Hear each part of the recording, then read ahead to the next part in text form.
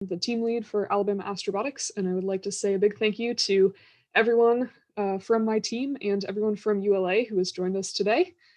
We have with us Tori Bruno, the CEO of ULA, who is going to give us a presentation. So I would like to remind everyone to keep yourselves muted, keep your videos off unless you're the presenter. We're trying to cut down on interruptions. At the end, there will be a Q&A section, and I will be moderating that. So if you have any questions, you can type them in the chat, and I will read them out. So I'm going to go ahead and introduce Tory Bruno. Tory is the CEO of United Launch Alliance. Under his leadership, ULA has transformed into a competitive powerhouse that is shaping the future of space launch by making it more affordable, accessible, and introducing revolutionary new capabilities to meet the challenges of the future. Over the past 35 years, Tory has developed and fielded dozens of critical defense and space launch systems that form the backbone of America's national security and her efforts in space exploration. He has a deep history in missile defense, strategic deterrence, and space launch. Tory is also an expert in several rocketry and hypersonic technologies and holds multiple related patents. He's a tireless advocate for the industry, sharing his passion for space technology and his vision of a self-sustaining human presence beyond Earth. Tory is also a strong communicator on space. His social media presence is legendary worldwide and is an inspiration to many. Tory is an AIAA Fellow, a member of the DoD Defense Innovation Board Space Advisory Committee, and serves as a member of the National Space Council's User Advisory Group. Tory is also an awardee of the Von Braun Trophy, a holder of the Von Karman Medal, and a member of the Space and Satellite Professionals International Hall of Fame. With that, take it away. Thank you, Laura. That was very nice. Can you hear me okay? Yes, sir, we can. All right, thank you. Well, I've got a few charts, and then I thought we would do some Q&A. So the first few charts, we're going to just talk a little bit about United Launch Alliance in case you're not as familiar with us. I thought I'd also give you an update on the brand new rocket we're developing that we call Vulcan or Vulcan Centaur. And then I thought I would just touch at the end a little bit on sort of our vision or my vision for a self-sustaining cislunar economic zone that would fundamentally change pretty much everything here on Earth. And then we'll go to Q&A. So I think I see on my screen that Heather Lively is driving. So Heather, if you could go to the first slide, please.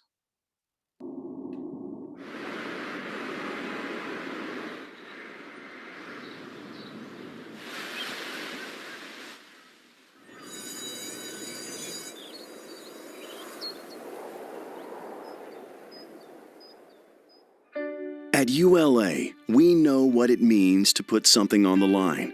Standing on every launch pad are lives, careers, and hard-earned reputations. For more than 140 countdowns, we've mastered the technology, and we've mustered the fortitude to put our nation's interests, our human connections, and commerce into the heavens. And liftoff. And now, it's time to reach even higher. It's time to solve some really tough national security problems. Time to advance human spaceflight. Time to pioneer a backbone for a whole new cislunar economy. That's why we're going to harness the potential of space. Not just for our nation, but for all humanity. So let's continue breaking ground with innovations like Vulcan. Let's uphold our commitments to our national defense, and let's double down on our ambition to be the ones who shape and guide an achievable transformation in space. It's time to lead the way up there so we can help expand what's possible down here. That's why we're ULA, and no one puts more into space.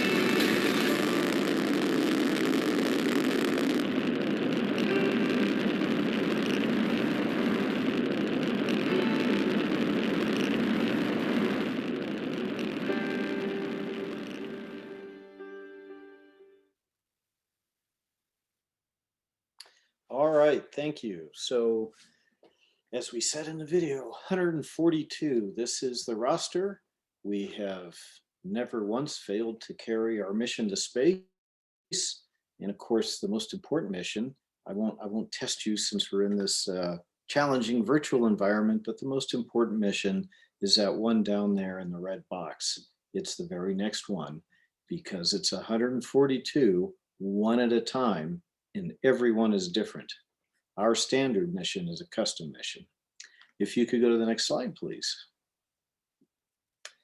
All right, if you didn't know this, the Western Hemisphere's largest rocket factory is right down next door to you guys in Decatur, and that's what that upper left-hand picture is. We've got in Decatur just under 2 million square feet of manufacturing, with the balance of that being out in Harlingen, Texas. That's kind of a cool picture there in a way because you've got 3 rockets in one. On the far left is a core from a Delta IV Heavy, and then just next to that is the booster stage looking at the aft end of our new Vulcan. And then, of course, right next to that is an Atlas. So you kind of get a feel for the size of these. The Vulcan is actually bigger than it looks because it's pretty much, pretty far back from the camera. It's actually just a skosh bigger around than that Delta. So it's a pretty cool photo. And of course, in the top right, you've got the outside. So if you drive by and you cross Red Hat Road there, you really can't miss this. That is a mural in full scale, 1:1 scale of an Atlas coming off. There is a custom built rocket ship that we use to pick up the boosters right there outside the factory and bring them down through the rivers out into the Gulf and around to the Cape or through the canal, Panama Canal, out to the West Coast.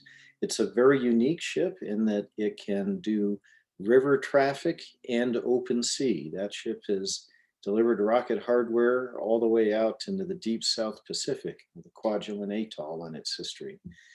And of course, 4 launch pads, 2 coasts. You can see pictures of the pads, and our missions really span the spectrum of the, I'll say it this way, 95% of the national security assets on orbit were put there by ULA. Pretty much every weather image you've ever seen turning on the nightly news, we made possible. We established GPS. We continue to sort of touch your life every single day. Go to the next slide, please. This is the new stuff. So we are developing a new rocket, the Vulcan. It is a single core heavy. So in that single stick, it will have more lift capability than the 3-core Delta IV Heavy does today. So that picture over in the right-hand corner is a rendering because we will not be flying this until the end of this year, but all the other photos are from inside Decatur. So up there in the top left is the back end of that booster now. It's also not just got its methane tank, which you can see the aft end of, but also the ox tank now is attached, and you can see a pair of Blue Origin BE4 engines on it. It's kind of a neat view because just behind those red covers, you can see some structure down there that is going to pick up 1.1 million pounds of thrust from that pair of liquid engines and deliver that into the skin of that rocket body. And then you can see other photos down in the lower left is the Centaur. I'm going to say just a little bit more about that, because that is a really special capability. The basics of the booster are getting a heavy in one core, but I think personally the most exciting technology in Vulcan is going to be in the upper stage, which is why I'll dwell on it just a little bit more.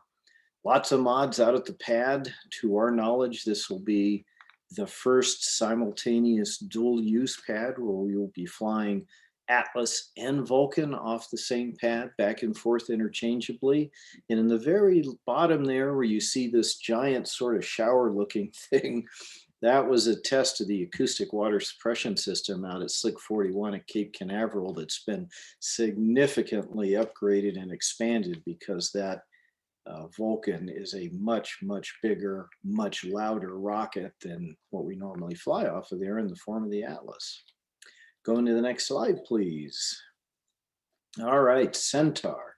So today we fly the Centaur 3.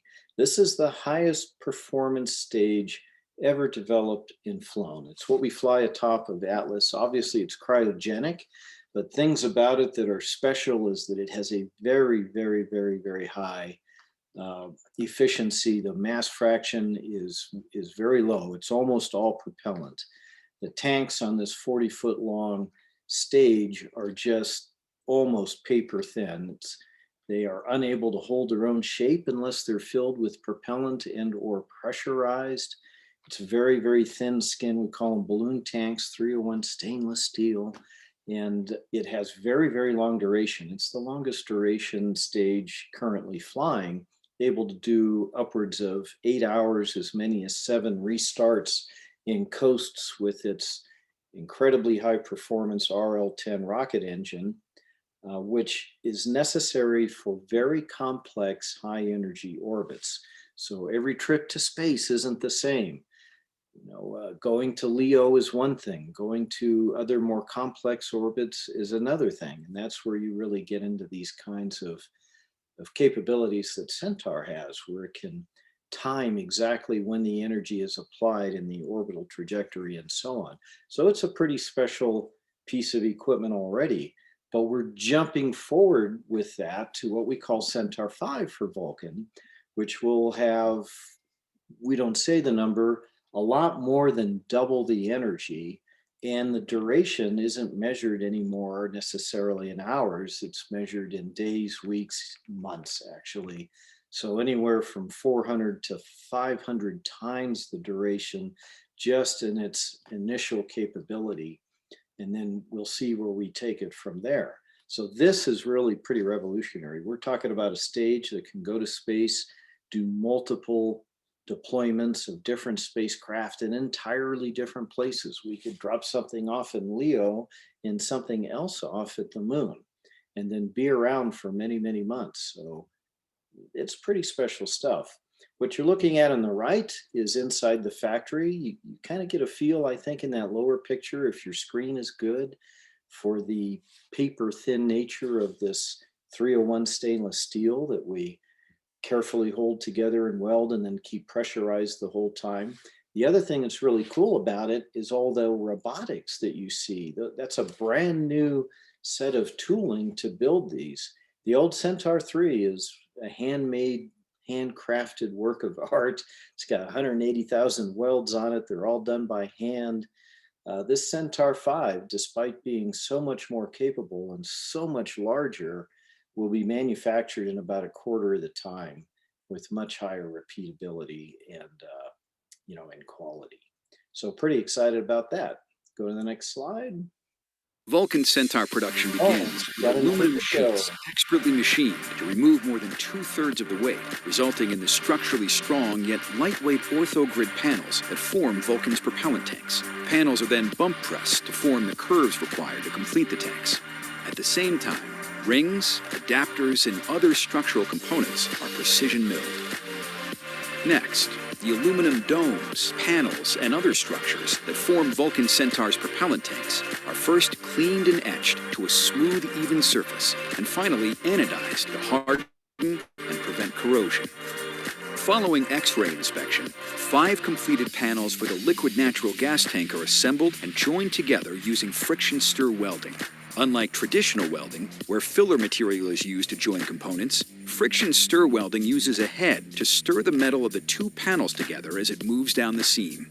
The resulting joint is stronger and produces a lighter weight, higher performing tank. The process is repeated to create the liquid oxygen tank. Circumferential friction stir welding is then used to join the 2 propellant tanks that comprise the Vulcan Centaur booster. As production continues on the booster stage, stretch-forming gore panels for the Centaur's second stage propellant tanks is underway. The stainless steel gore panels are then welded together to create the propellant tank domes. The gore welder is one of several highly specialized welding stations in the Centaur production process. Meanwhile, at Cape Canaveral's Space Launch Complex 41, Vulcan Centaur's mobile launch platform has been constructed and the water suppression system has been upgraded, along with other modifications ahead of Vulcan's 2021 liftoff.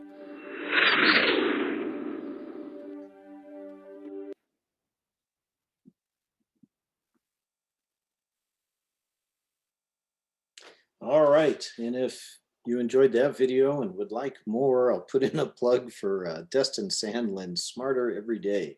He and I spent a morning in the factory, and he did a really great video you can find on his YouTube channel. We do have a set of strategic partners that we put together a few years ago when I came to ULA to put us on this path and develop this new rocket. You know, we continue to use the RL-10 upper stage engine with Aerojet Rocketdyne, even on the Centaur 5, although it's being upgraded for that purpose. It's an amazing engine, highest performance upper stage engine ever flown. If any of you are propulsion students, we do an ISP on this engine that's over 450 seconds, which is just eye-watering, if that means anything to you.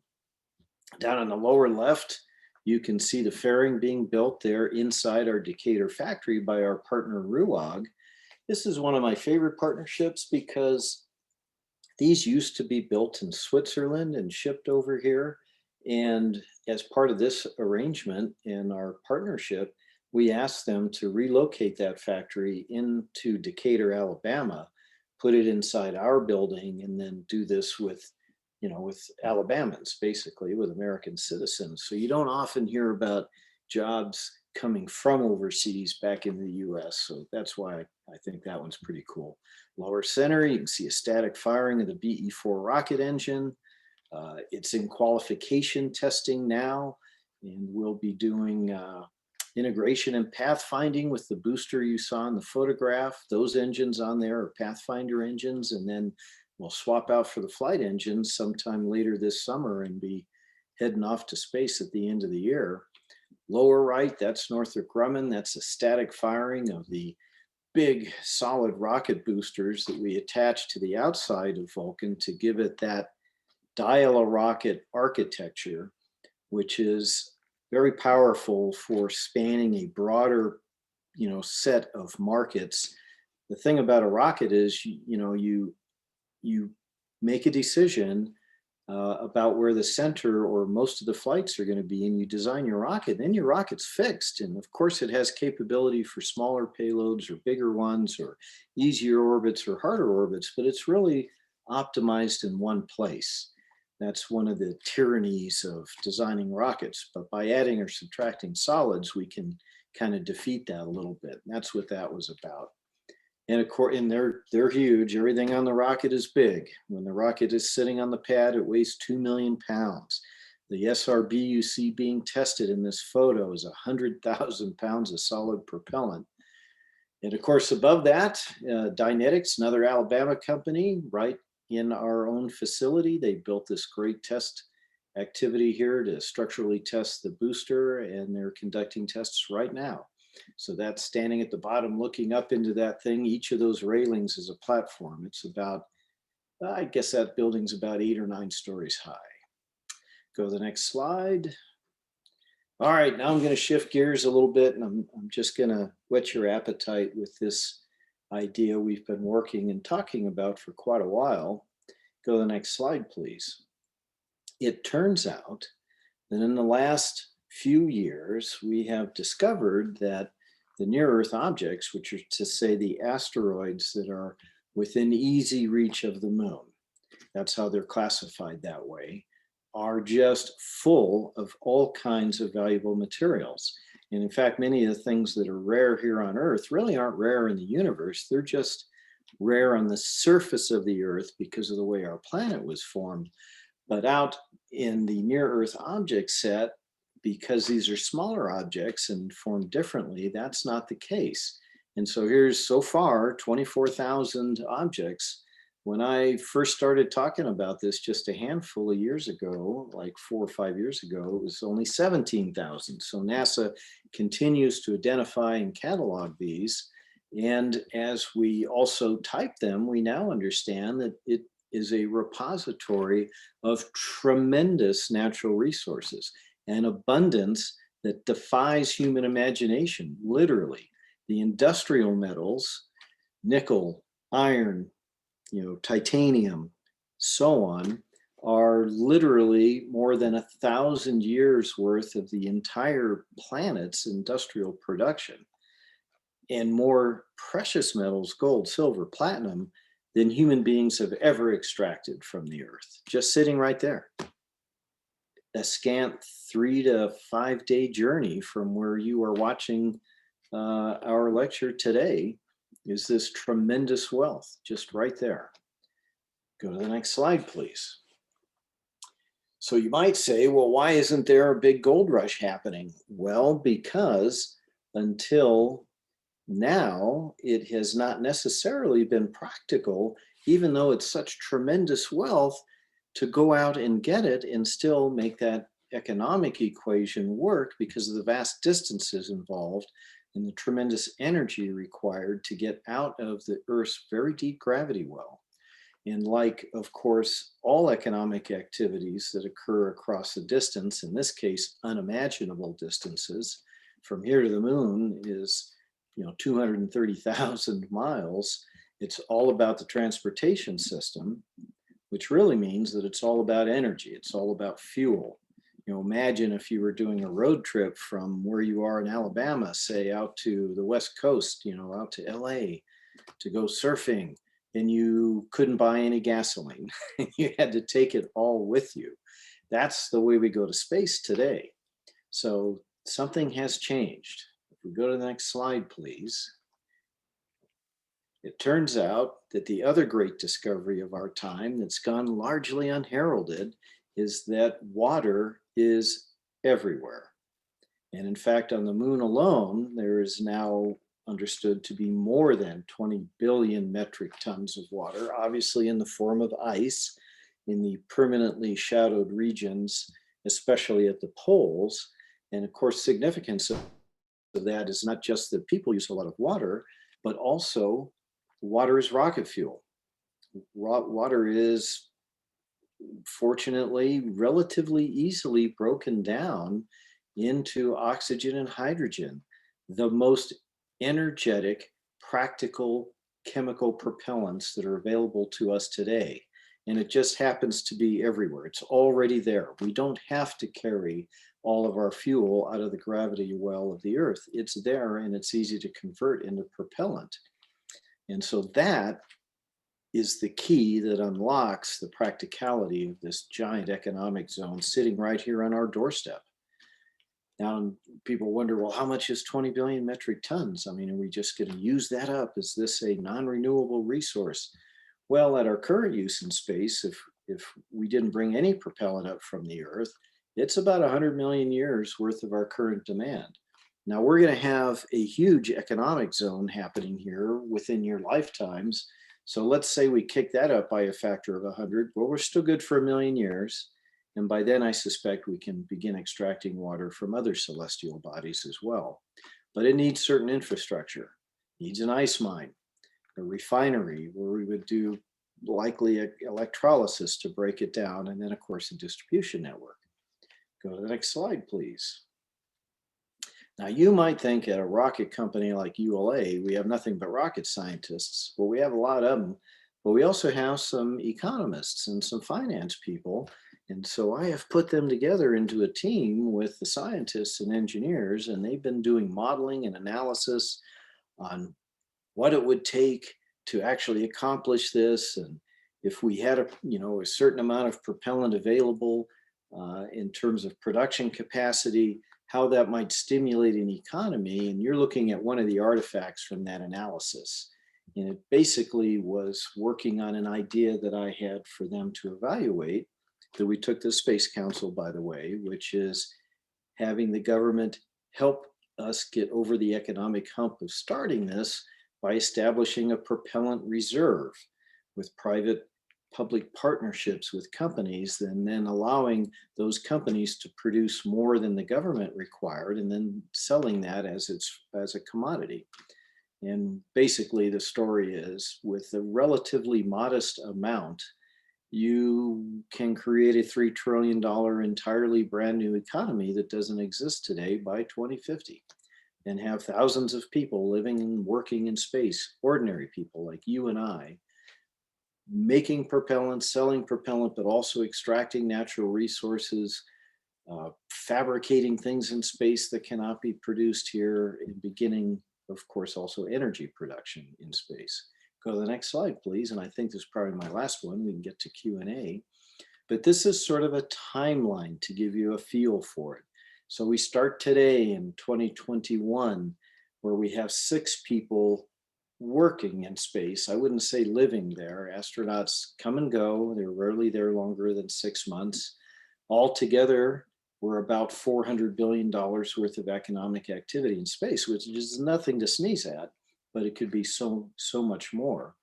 And as we sort of roll forward a decade, we can establish this infrastructure and begin selling propellant and begin servicing spacecraft in space, for example. And then as we roll forward another decade, now we have things being manufactured in space at an industrial levels that we can't really manufacture here on Earth because they require microgravity. Things like very delicate human organ manufacturing, ultra pure materials that are free of buoyancy effects when they're manufactured.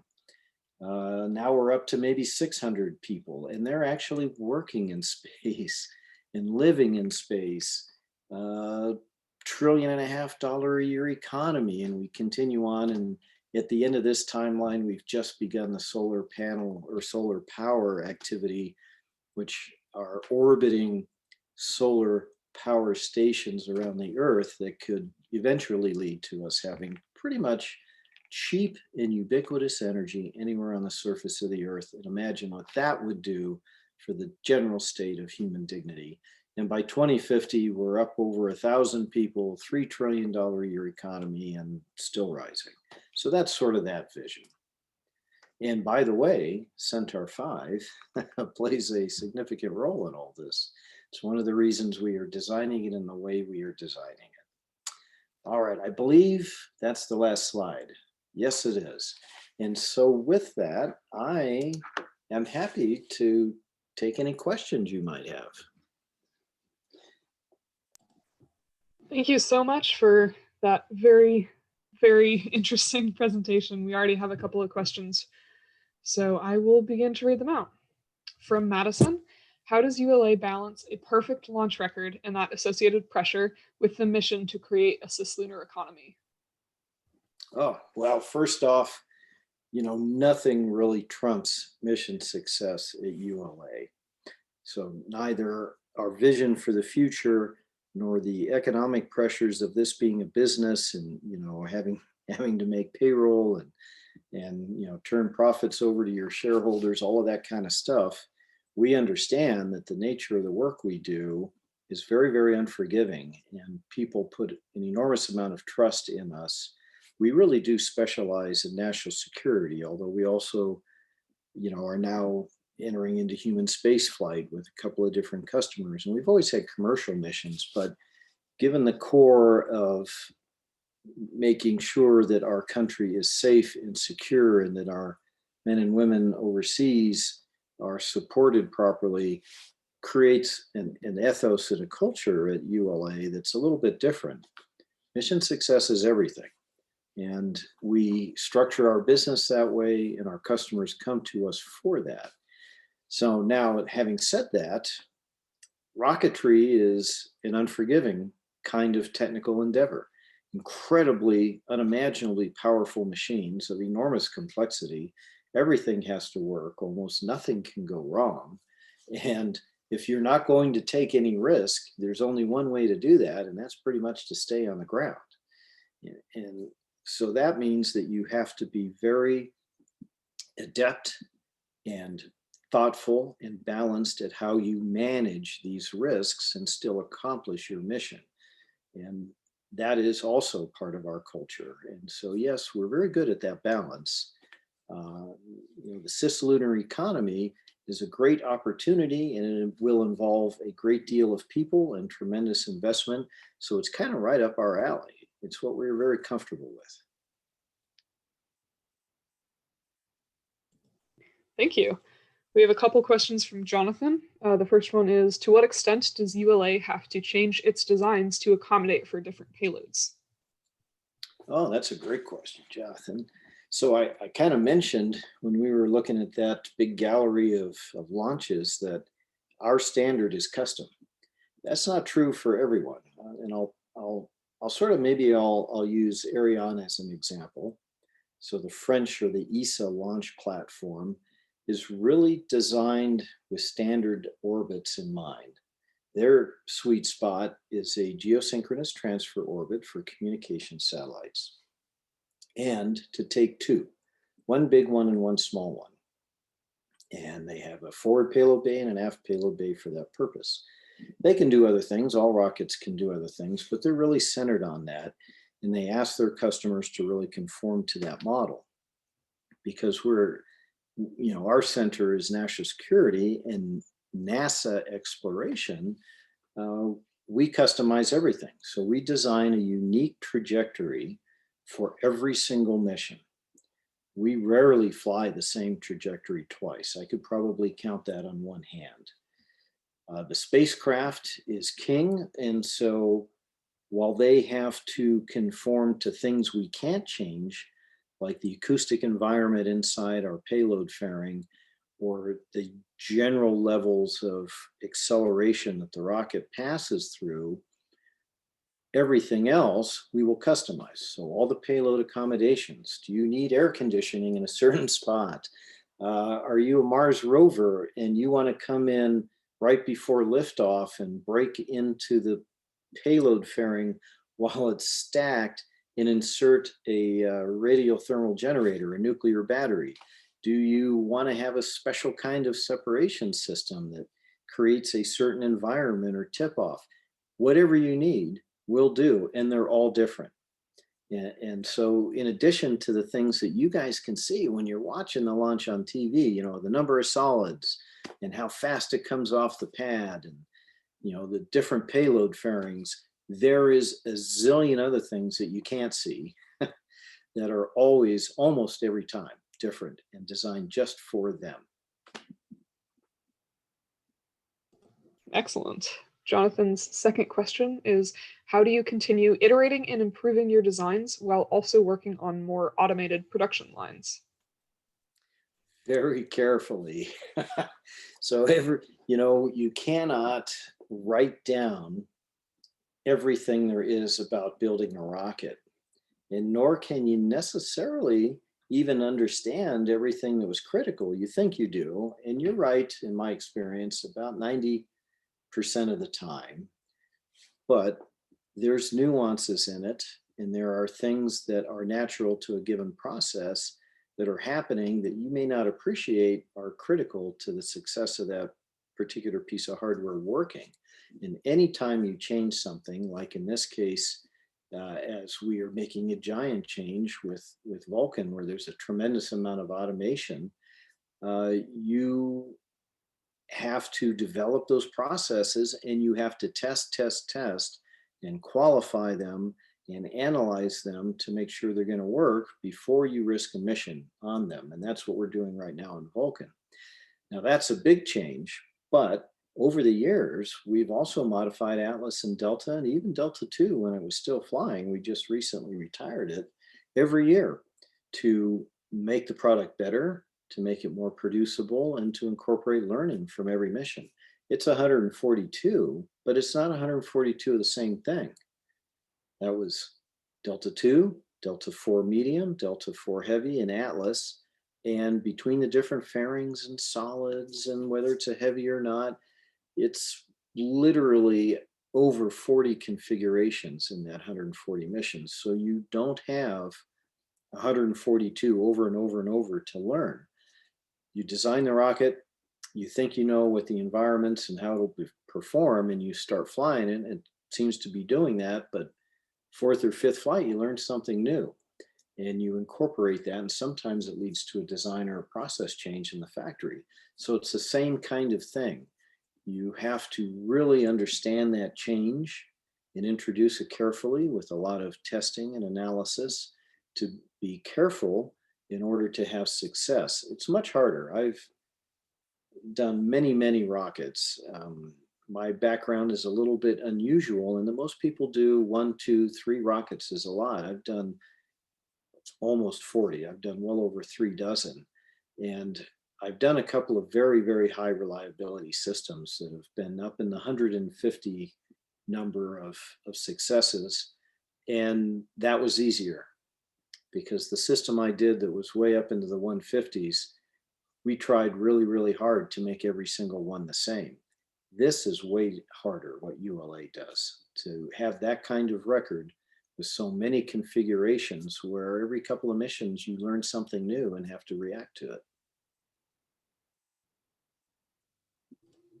Thank you. We have a question from Brayson.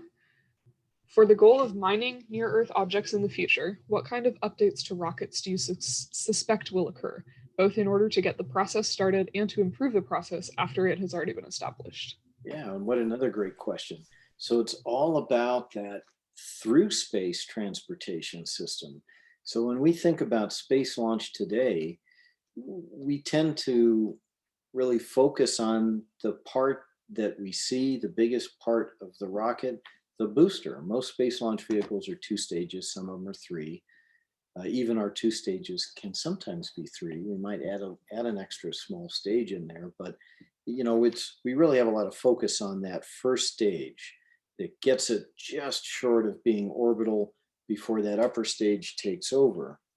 And when we talk about the cislunar economy, that becomes de-emphasized. What is really important is the transportation that occurs in space, already orbital. And therefore, we're talking about stages that would have a lot of energy, a tremendous amount of endurance, and can be refueled in space. First, from propellant we bring up from the surface of the Earth as residual payload capacity. So remember a moment ago, I talked about how your rocket is your rocket. And even a dial-a rocket like an Atlas or a Vulcan, where you can add or subtract solids, those are still big increments. And so a few of the missions that you fly will be right up against the line of what the rocket can accomplish. But most of them aren't quite up against that band edge. Even when we add a solid, it comes in its own increment. So you're in there and you have residual capacity. And so we imagine using that to carry propellant to space on a regular basis to get all of this going. But eventually, what makes it work, as we talked about, is harvesting propellant, harvesting water, and converting it to LOX hydrogen that is already in space. That means your stage needs to be able to be refueled on orbit. And it needs to be able to deal with cryogenic propellants that, although you might think of space being very cold, it is still way too hot for liquid oxygen, liquid hydrogen. It's constantly boiling the entire time you're flying in space. So there are special technologies to greatly extend that so that it's practical to fill up your gas tank, go somewhere and fill it up again, and not have it just boil off before you even get there. And that requires different approaches to power, different approaches to thermal management. Navigation will be very different than it is for a normal stage flying a short mission today. And we have designed Centaur 5 to be the first step in that direction. It is an incredible first step, but it is easily extendable. And we have an entire technology roadmap of evolutions to the Centaur 5, modifications, kits that can be added for different missions that will go on for years after we begin flying Vulcan as it eases into that space. Excellent. We have a question from Aiden. How does ULA prevent tanks, such as the Centaur 5 tanks, from bending or ripping under the forces of launch since they're so lightweight? Yes, they are pressurized. So even a very thin-walled stainless steel balloon is pretty strong if you put enough pressure inside of it.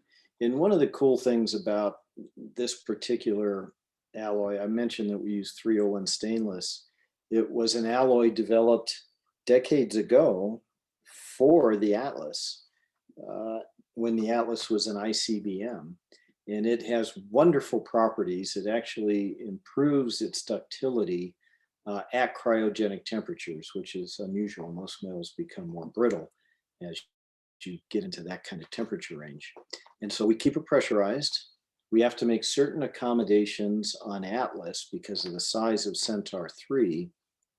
when we have very heavy payloads, that's the toughest time for the upper stage, because you have this big satellite that's heavy and it's sitting on top of your stage, and then you're accelerating the space at 2.5, sometimes 3 Gs, while the aero environment, as you know, you are supersonic in 40 seconds, you are hitting max Q in a minute or so. I mean, it's not just that it's this big acceleration, doubling or tripling the apparent weight of the spacecraft, but you're shaking the heck out of it. And even the acoustic energy is tremendous. You would not, in an unmitigated sense, be comfortable or perhaps even survive being inside the payload fairing with satellite. So when we fly really big spacecraft on an Atlas, we'll use our 5-meter payload fairing, usually because the spacecraft is that big around, versus our 4-meter payload fairing. But also that big 5-meter fairing has a different load path that takes much of the load and transfers it out through the fairing and not through the stage. And that's why inside an Atlas 5-meter payload fairing that is very, very long, over 60 feet long, it's not all payload. Some of it is Centaur, because we have to encapsulate the Centaur itself. Now, when we go to Vulcan, because of the much larger diameter, twice the diameter of a Centaur 3, when we go to Centaur 5, pressure times area, it is a much stouter structure, even though it is still made from the same thin stainless steel. And we don't have to do that any longer. And so that payload fairing, it's 71 feet long and over 5 meters in diameter, will be just a cavernous volume. If I remember my numbers right, it's well over 11,000 cubic feet. So that's one of the accommodations you have to do. We shape trajectories on Atlas also. That is another thing we do to protect the spacecraft in the Centaur 3. But again, on Vulcan and Centaur 5, we have a lot more flexibility because of the size of that, making it just inherently more stout. Thank you. We have a question from from Ryan. What sort of difficulties exist with building refineries and other large-scale industrial complexes on the moon? Are there any efforts with strategic partners to develop the technologies needed to run plants safely in trace atmosphere environments? Yeah, what a great two-part question.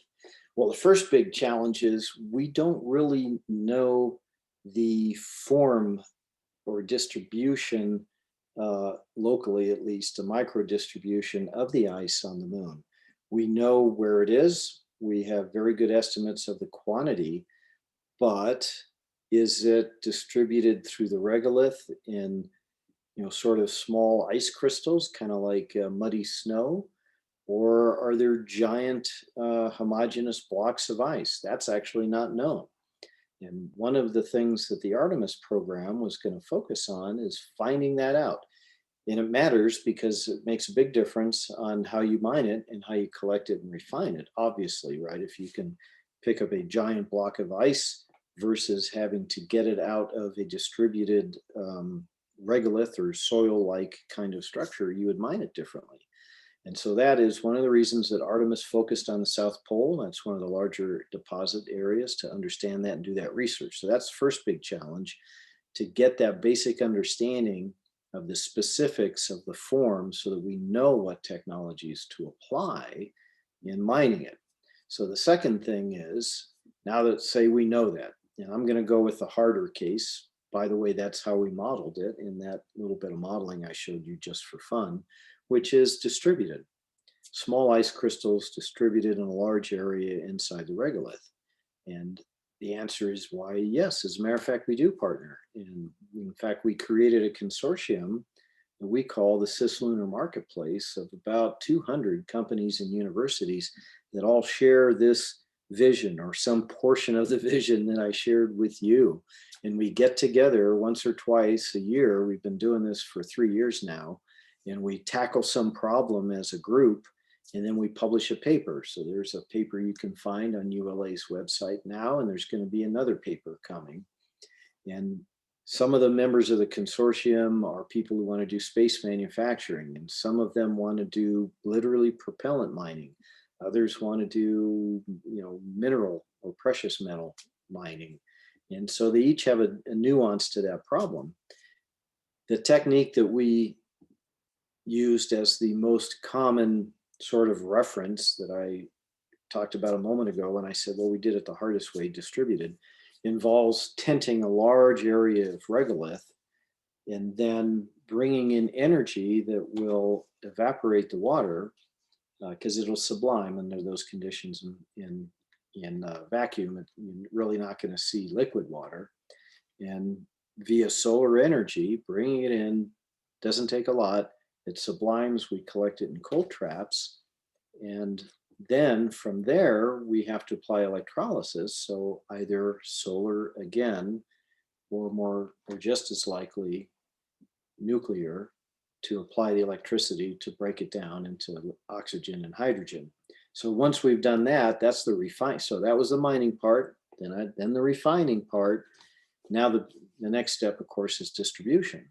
And so again, in our modeling, we considered logical points of use where depots would exist, and the cost and energy to transport them there and how often you would refresh it.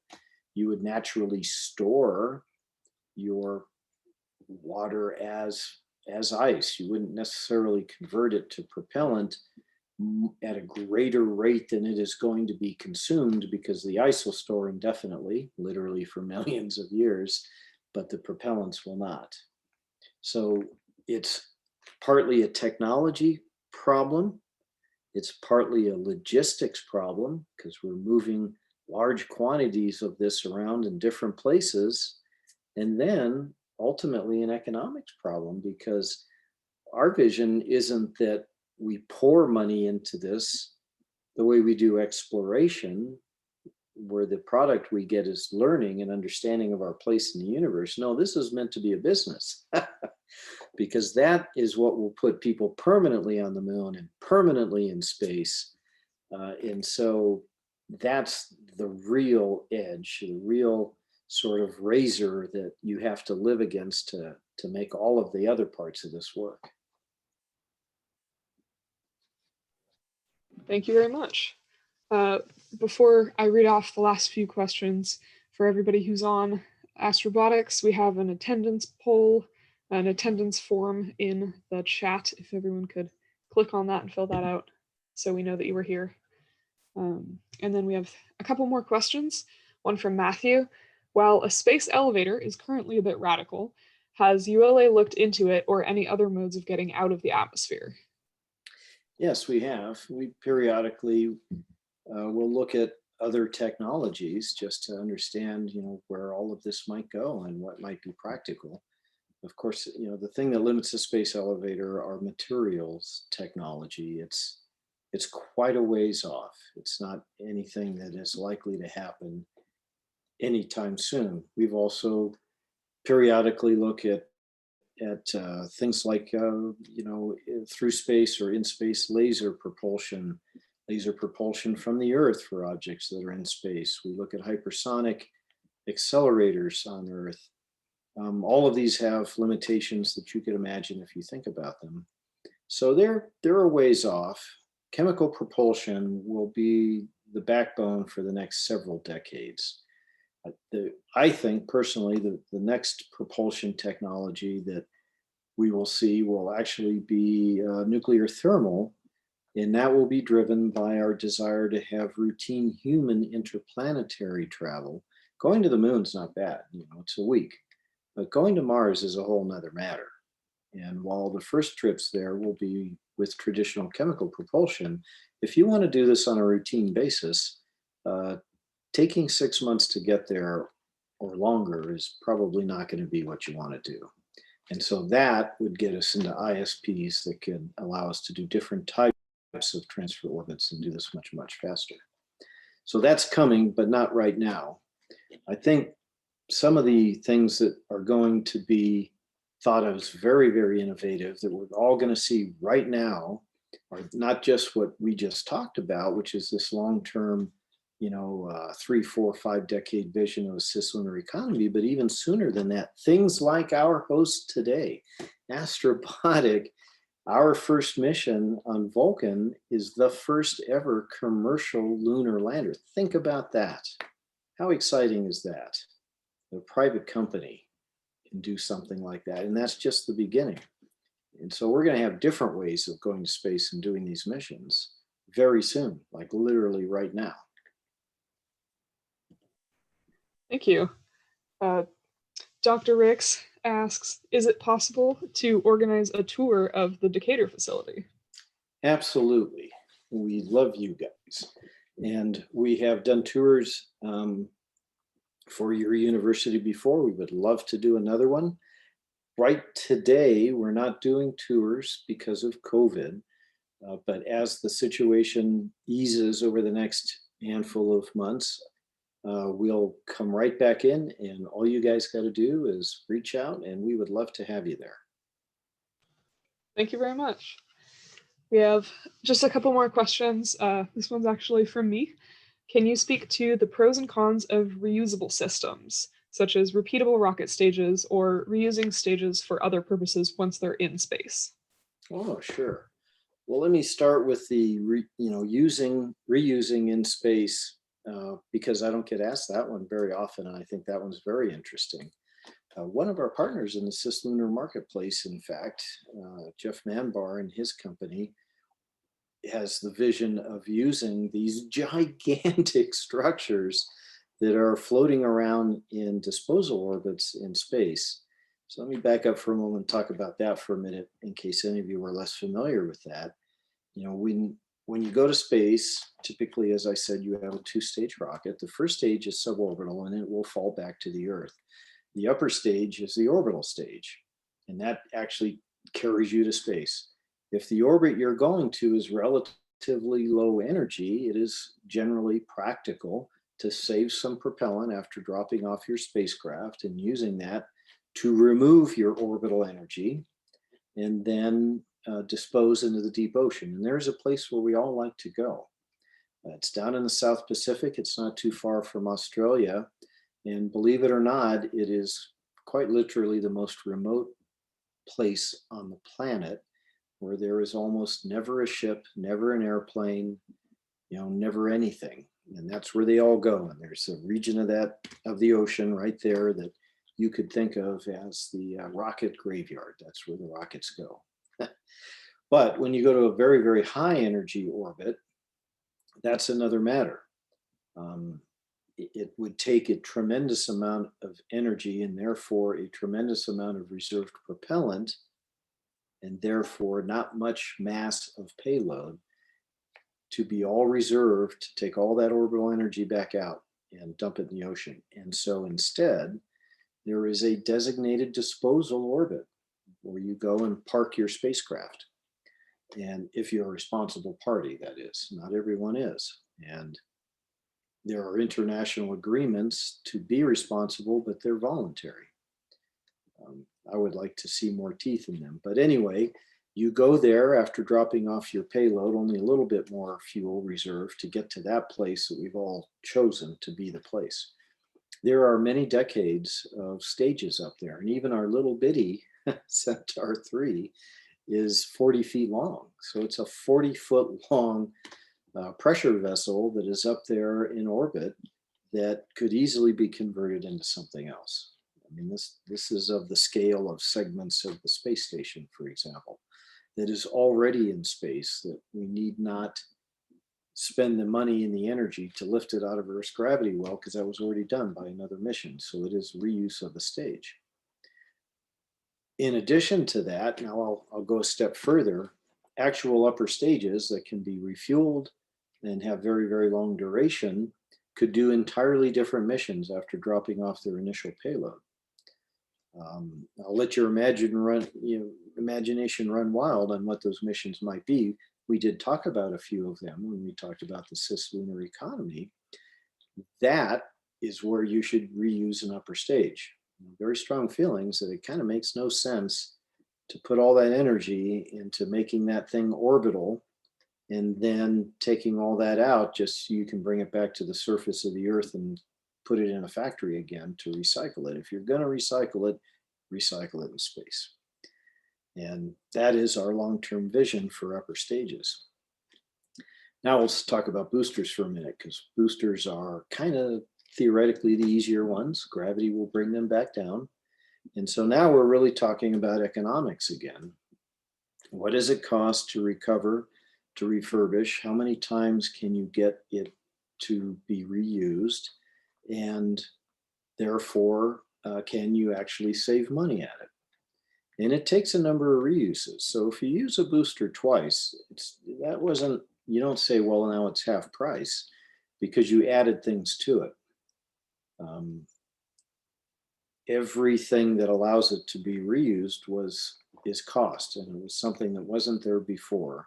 And every 7 kilograms of that stuff is a kilogram of payload you could have taken to space.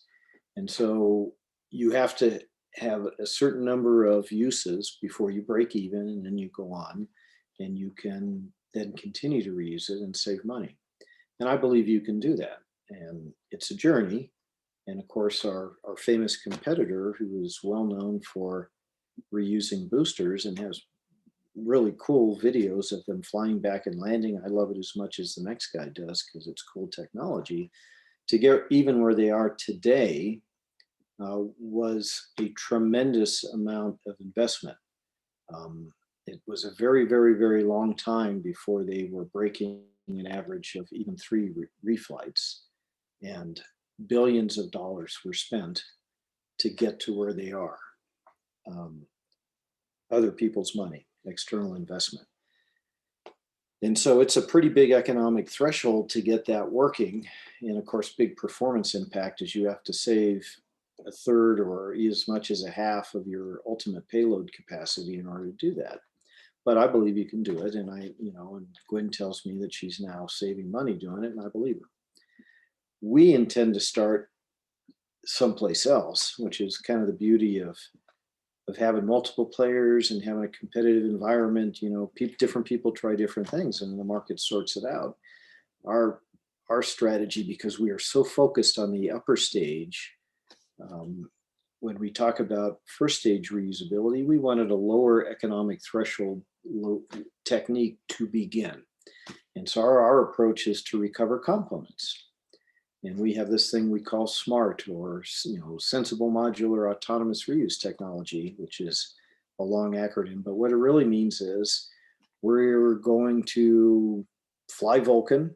And when the first stage is all done and we burned up all the propellant to get our payload to space, not saving a third of it, we will then separate our engines, because it turns out on a booster, 2/3 of the cost is the propulsion. If you think about it, when you haven't added things like grid fins and avionics and hydraulics and all that, if it's just a plain old expendable booster, when the propellant is done, the engines are still pretty valuable, but the rest of it's just an empty tank. And it's actually not that valuable. And so we would separate the engines and return them to Earth, first behind an inflatable hypersonic accelerator that we are developing together with NASA. They're going to use it on a future Mars mission. And then parafoil and grab it and take it back to the factory. So we don't have a performance impact, and you can break even in about 2 uses, which is a much lower threshold for that. So we're going to start there and then see where learning takes us. And we intend to do that on Vulcan. It won't be on the first flight or even the first few flights, because you've got to collect environmental data in order to finish your design. So we've carried the design to a certain point, and now it's really not making much more progress until we fly for a few times and then can finish it and begin doing it. So that's how we're going to do it. And then we'll see what happens after that. At one point, I'll share with you guys, I'll confide in you, because I get asked this all the time on Twitter and I rarely answer, but I'll confide in you that we thought we were very interested in reusing our payload fairings. And then we entered into our strategic partnership with RUAG and began making them here in the United States with an improved technology. And they cost half of what they used to cost. And the cheaper the item it is, the harder it is to save money when you reuse it. Because the logistical costs, sailing out there with a ship and recovering it and bringing it back, those are all kind of fixed. And they cost what they cost. And as the thing you're recovering gets cheaper and cheaper and cheaper, the break-even point starts moving out. 2 reuses on an engine, and then 5 and 10 and 15, it goes on and on. So we're not currently pursuing that just because the darn payload fairings got so inexpensive on Vulcan. But there are other parts of the rocket that are more valuable, and we'll be looking at that as time goes by. Very good, thank you. We just have one last question from Dr. Ricks. We, as a team, have been studying regolith collection for over 10 years. How could we get involved with the consortium to discuss the future development of space technologies and economies? Oh, well, see, that's awesome. All you got to do is call up our advanced programs group. Heather will connect you to Chris Deal, who's our head of engineering, and he'll get you the right people to talk to. And if you want to be a part of the cislunar marketplace, you are a part. And please attend our next workshop, and let's do stuff together. That's excellent to hear. Thank you very much. So with that, I think we have run out of time. Thank you so much, Tori, for coming to speak with us today. Thank you for everybody who attended. A reminder to all of our team members that there's an attendance link in the chat for you to fill out. Thank you so much. Oh, it was my pleasure, and thank you for having me, and thank you for those very thoughtful and insightful questions. Thanks, Tori. Really appreciate it. Y'all have a good day. Thanks to all the ULA guys. Really appreciate your help. You bet. Happy to do it. Y'all take care and stay safe. All righty, you too. Signing off.